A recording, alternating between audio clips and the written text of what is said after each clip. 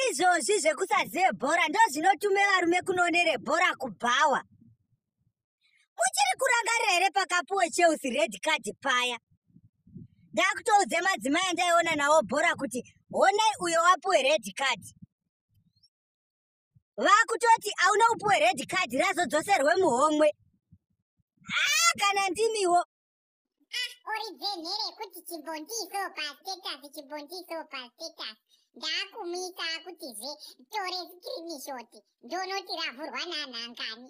Ndakutora pari kungoonekwa kuti ihwani munhu avhura ndiye ega avhura. Akuti ndamuudza ini kuti mufoni mangu vamwe vese ava nedhata ndiye ega anaro. Akuti adzonzwisisa. Chii chisinganzwisiki ipapa nai varume? Aiwa. Nyarara uko. Kana usati wambogeza nemvura isine sipo ine matombo matatu mukati. Ausati watambe nhamo iwe. Nyarara mani.